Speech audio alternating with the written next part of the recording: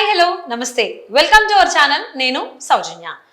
ఈరోజు icon star Allu Arjun birthday సందర్భంగా పుష్ప 2కి సంబంధించి టీజర్ రిలీజ్ అయింది. వితిన్ మినిట్స్లో మిలియన్ ఆఫ్ వ్యూస్ వచ్చేసాయి, మిలియన్స్ వ్యూస్. సో మరి దానికి సంబంధించి ఎన్నో విషయాలు మనతో మాట్లాడడానికి, షేర్ చేసుకోవడానికి ఈరోజు మనతో పాటు ఉన్నారు సీనియర్ జర్నలిస్ట్ యజ్ఞమూర్తి గారు ఉన్నారు. వారితో మాట్లాడదాం. హాయ్ యజ్ఞమూర్తి గారు. హాయ్ సౌజన్య. ఈరోజు icon star Allu Arjun birthday. ముందుగా అల్లు అర్జున్కి many more happy returns of the day. So మరి ఆయన బర్త్డే సందర్భంగా ఆయన సినిమా పుష్ప 2 టీజర్ రిలీజ్ చేశారు. సో ఈవెన్ దానికి సంబంధించి ఫస్ట్ లుక్ అని పోస్టర్ కూడా రిలీజ్ చేశారు. సేమ్ అదే దానికి సంబంధించి కట్ చేసి మనకు టీజర్ వచ్చింది. సో మరి టీజర్ నిజంగా బుర్ర పాడన్నట్టే ఉంది. ఏమంటారు మీరు? అవును, అంటే ఈరోజు అల్లు అర్జున్ బర్త్డే కాబట్టి చాలా రోజుల నుంచి ఫ్యాన్స్ ఆకలిగా ఎదురు చూస్తున్నారు. సో దానికి సంబంధించి ఏదైనా ఒక గ్లిమ్స్ ఒకటి ఏమన్నా వస్తుంది అని చెప్పేసి కాకపోతే ముందే చెప్పేశారు, ఆయన బర్త్డే సందర్భంగా మేము ఒక టీజర్ తీసుకొస్తున్నామని చెప్పేసి. నిర్మాతలు దాన్ని ఆ మాట నిలబెట్టుకున్నారు. ఈరోజు 11 గంటల 7 నిమిషాలకి ఆ టీజర్ వచ్చింది.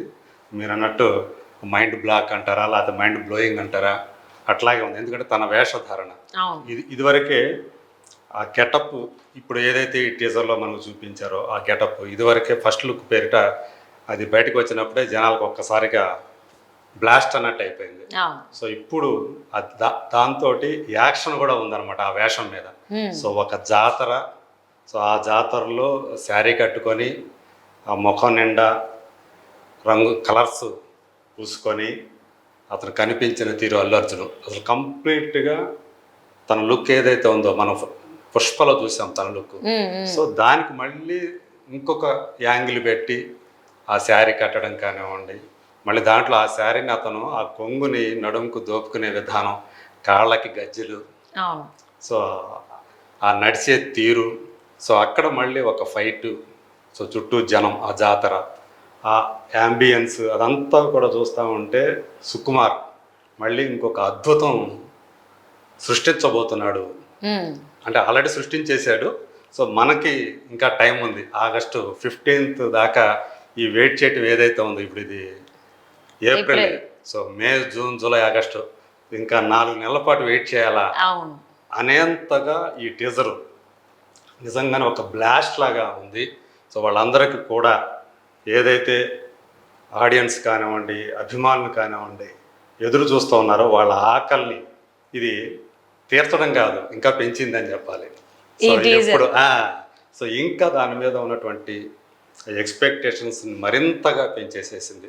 సో అంటే అన్ఇమాజినబుల్ అన్న రేంజ్లో ఈ సినిమా ఉంటుందా అన్న ఫీలర్ని అయితే ఈ టీజర్ మనకి కలిగించింది. సో రష్మిక హీరోయిన్ మనకు తెలుసు, ఫస్ట్ పార్ట్లో వాళ్ళ పెళ్లి చూసాం మనం. సో ఈ సెకండ్ పార్ట్లో అది రైజ్ అయితే ఇది రూల్.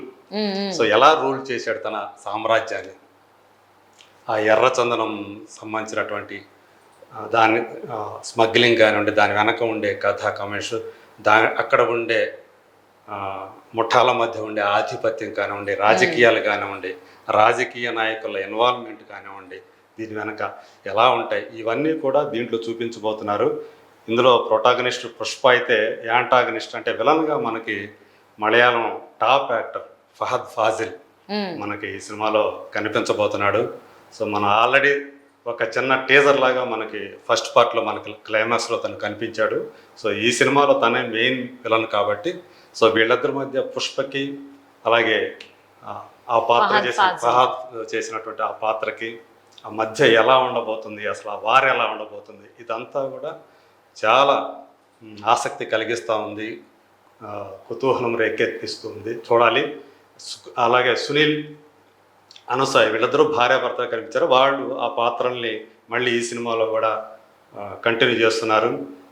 అలాగే ఇంకొంతమంది కొత్త యాక్టర్లు కూడా ఇందులో యాడ్ అయ్యారు. ఆదిత్య మేనన్ లాంటి వ్యక్తి, ఇట్లాంటి కొంతమంది కొత్తగా, అంటే ఫస్ట్ పార్ట్లో లేని వాళ్ళు కూడా ఇందులో కొంతమంది ఇందులోకి వచ్చారు.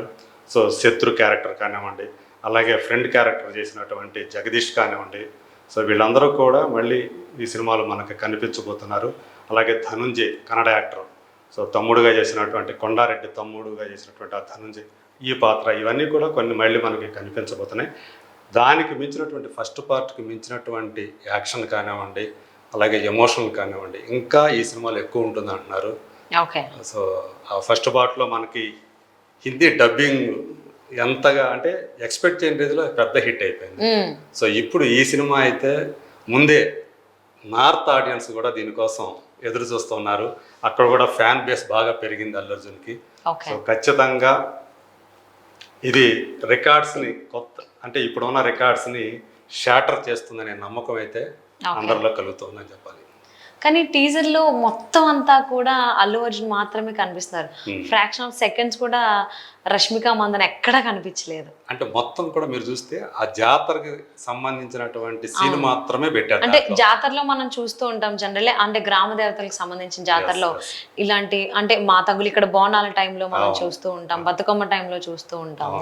తన మాతంగ వేషంలో కనిపిస్తా ఉన్నాడు. సో చూడండి అసలు ముఖంలో చూస్తే మొత్తం ఒక డార్క్ టోన్ కనిపిస్తూ ఉంది అక్కడ.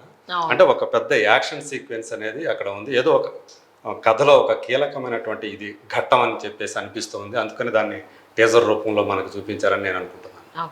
అంటే జనరల్లీ వ్యాపారస్తులు అందరూ కూడా అమ్మవార్లని దేవుణ్ణి బాగా నమ్ముతారని చెప్పి వింటూ ఉంటాము.